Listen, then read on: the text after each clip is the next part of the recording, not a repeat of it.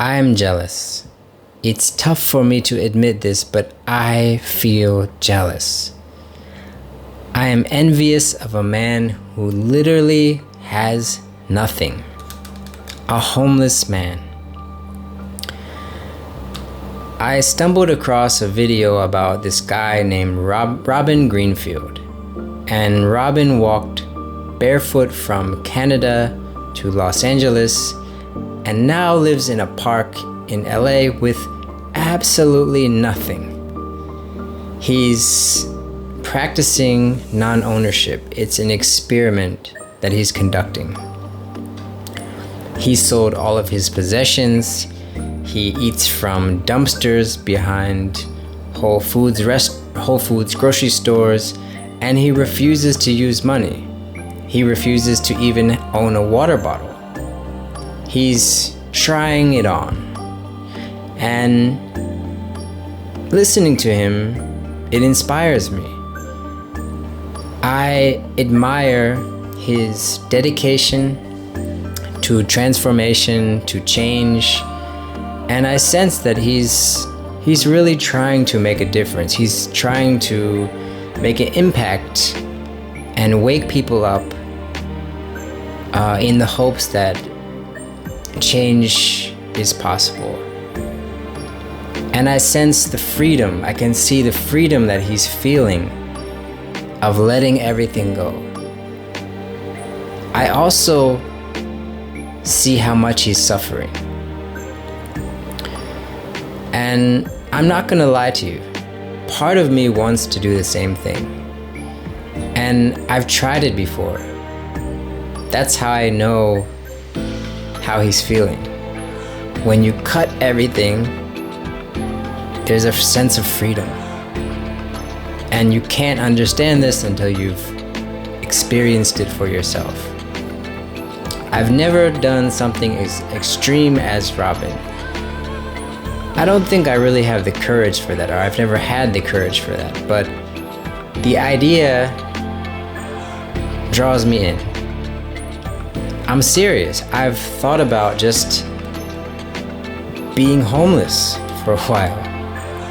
And before, I've cut my hair, retreated into the forest, and lived as a monk. But even then, I had a safety net. People knew what I was doing, and at any time I could go live in a home, right? And I had the security of the monastery, guaranteed food. Robin, this guy has balls. He wants to make an impact. He's serious. And however, I also can sense his desire to be noticed in what he's doing. It's like he's calling out to the world and expecting a response. He's knocking on God's door, wanting to be let in. But people continue to live their lives in society with their possessions and their money.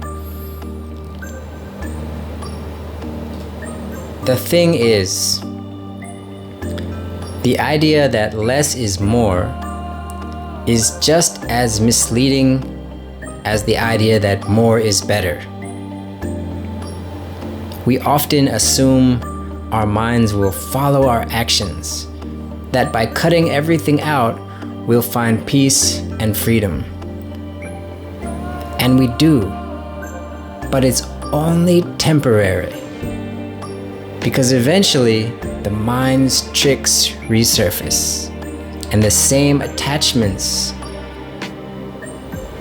cravings appear in different forms, and we find ourselves back at square one. I have experienced this myself.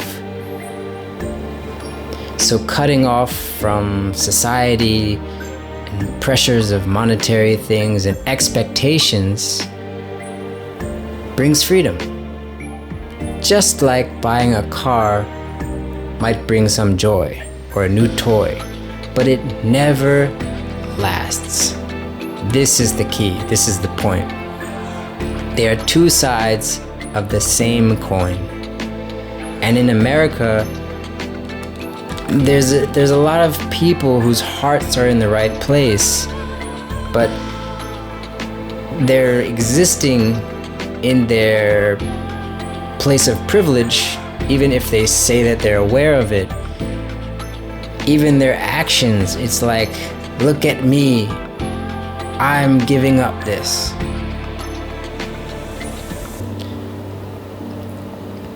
This is why the Buddha proposed the middle way, a balance between these two extremes. So I'll give you an example for myself. Right now, I hate my phone. I find it oppressive. And I know that it's bad for me. I know that it's making me frustrated and addicted. I'm addicted to checking it. The notifications, I get the dopamine hits from scrolling, just like everyone else. Our minds have been hijacked by our phones. And at different points in my life, I've thrown away my phone. I said, I'm gonna get a flip phone. You can just call me. It never lasts. I always end up getting a new phone. Throwing away my phone and declaring I'm phone free is just like Robin. It's making a public statement. It's attention seeking. Dressing in rags and not taking showers is also a fashion statement. It doesn't mean you're a revolutionary. It's just external. It's superficial. So instead of making such grand gestures, what if we just kept everything for ourselves, to ourselves, mentally deciding, I've had enough. This is the exact problem with Americans, is everything is a campaign. Everything is about me. Everything is for attention. And it rubs people in other countries and societies the wrong way, because a lot of people don't grow up having that privilege of like having their voice heard and getting recognized for making a sacrifice. They just make the sacrifice. So I'm gonna try to not be that. If I'm no longer attached to it, I'm no longer attached to it. If my phone breaks, who cares? I don't have to get a new one. I don't have to make some big proclamation, but simply don't do what I don't want to do. If someone asks me, why don't you get a phone? Maybe I'll explain it. I'll just say, I don't want to. Simple as that. It's all about sincerity. Humans are natural at detecting insincerity because we recognize it in ourselves. We know when we're being fake and when we're being real. Deep down, you know, it's called instinct. And we definitely can spot it in others. In fact, we're really good at spotting it in others, but less good at spotting it in ourselves. We are always exchanging signals. If someone is truly happy, we know it. You sense it right away. When someone's calm, you sense it. They don't have to say a word. If someone is faking it, we also sense that too. We get so lost in words and the presentation. So what I'm trying to get at here is this concept of faking it till you make it will only lead you to more confusion. And this has been my conviction since university. My goal was always enlightenment. When I came to Thailand, this was my goal. But I purposefully put myself in weird situations like Muay Thai rings, training Muay Thai after being a monk, because I felt my path was not complete. I needed the challenge. I needed to become authentic. A lot of people saw my actions or see my actions and they do not understand me. It doesn't matter. It's always been a deeply personal, internal struggle, and only you can truly know if you've reached certain states or not. I bet you there's a lot of enlightened people in the world and they haven't said a word. In fact, I've met some of them. They have no desire for fame, for attention, to even leave the forest that they're in. You never see them. Your actions or lack thereof will reflect that. Opinions will vary, but it doesn't matter. A lion doesn't care about the opinions of sheep. You know the truth. And as I express this on my channel here, I'm slowly understanding it within myself. It's a process. I'm not doing things I don't want to do because I am content with nothing. As I've mentioned in previous videos, this whole process of making YouTube videos and editing has made me unhappy. The obsession with views and hopes of going viral so I can make a lot of money, that made me feel like a sellout. That's not who I am. I caught myself, but it's unbelievably easy to get trapped by life.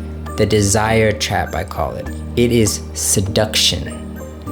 More, more, more. It's never enough. We tell ourselves we understand this in theory, but we don't. A lot of people live theoretically. Theoretically, you're a nice person. Theoretically, you understand that having more money doesn't make you more happy. Everyone says that money can't buy you happiness, but we still continue to live as if it does. So we don't actually understand that in reality. It's just a theory.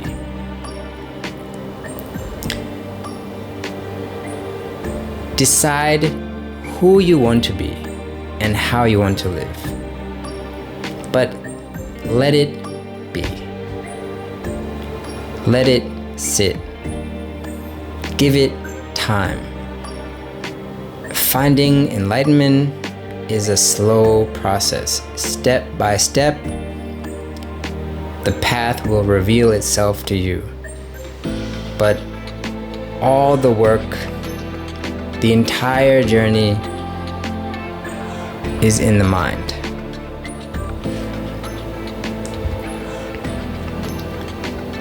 Thank you for listening and joining me today, and I love you, and see you in the next video. Peace.